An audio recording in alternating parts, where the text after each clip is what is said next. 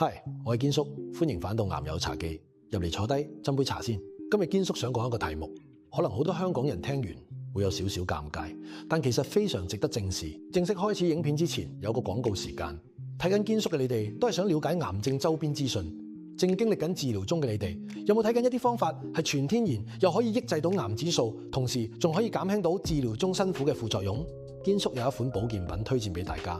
已經有多個癌友試過，做完化療或者免疫治療之後，不斷肚瀉嘔，冇晒胃口，搞到冇精神。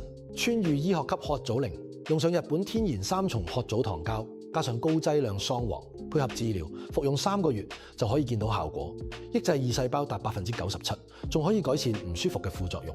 去川渝官網 HKTV More 平台有售，認住褐藻靈呢個名，陪你走過抗癌路，就係大便見血，以為痔瘡，點知原來係直腸癌。最近有新聞報道，一位女星分享父親原本以為自己只係生痔瘡，因為出現相關症狀，所以冇太重視。後來求醫檢查，先發現原來係直腸癌。呢類故事其實唔罕見，因為直腸癌其中一個最麻煩嘅地方就係初期症狀好容易同普通肛門問題混淆。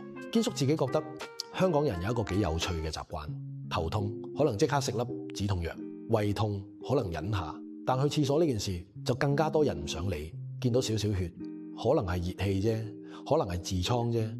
但問題係直腸癌最容易令人錯過嘅地方就係佢好多症狀真係同痔瘡好似。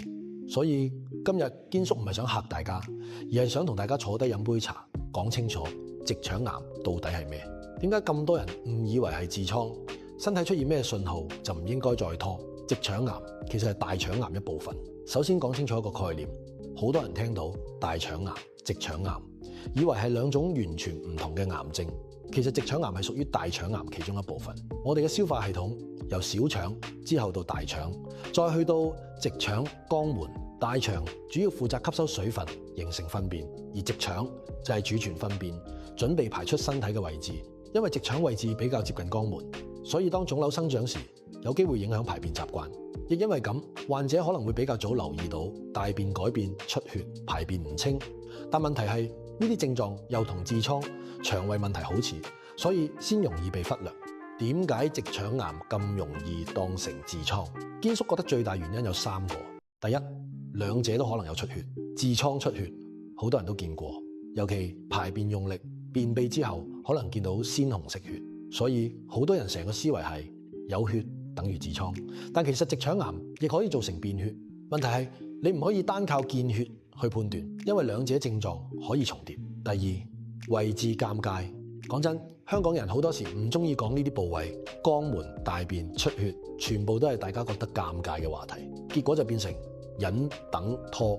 第三，好多早期症狀唔嚴重，唔係痛到瞓唔到，唔即刻影響生活，所以更加容易令人覺得應該冇咩大問題。直腸癌5個常見警號，咁究竟身體有咩信號需要留意？堅叔整理5個比較重要嘅警號。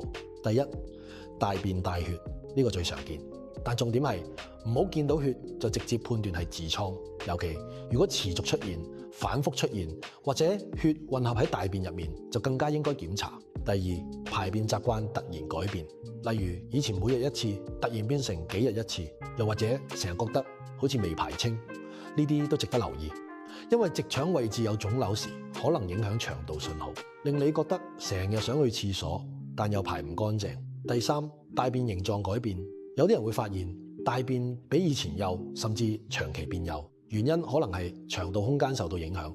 當然，大便幼唔代表一定係癌，但如果係突然改變而且持續，就值得檢查。第四，無原因體重下降，如果冇刻意減肥，但幾個月內明顯瘦咗，又伴隨胃口下降、疲倦、身體狀態轉差，就唔應該忽略。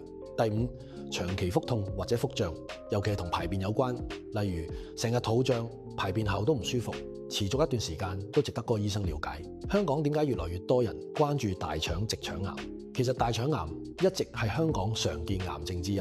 近年香港大腸癌新症數字亦處於高水平，背後原因好多，包括人口老化、飲食模式改變、加工肉攝取增加、纖維攝取不足、運動不足。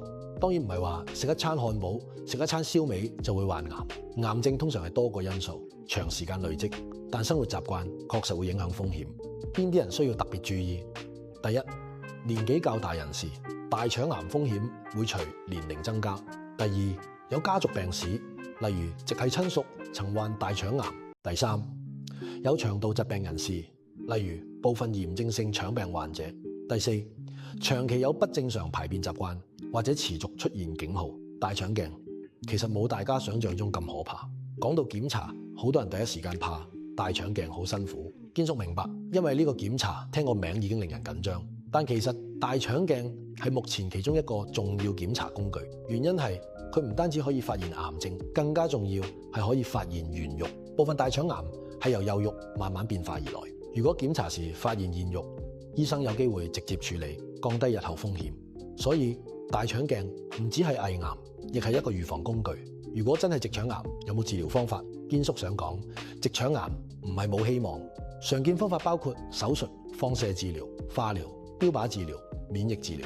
例如部分直腸癌患者術前可能會先接受化療或放療，希望縮小腫瘤，增加手術成功機會。而晚期患者亦可能根據腫瘤特質，使用不同藥物控制病情。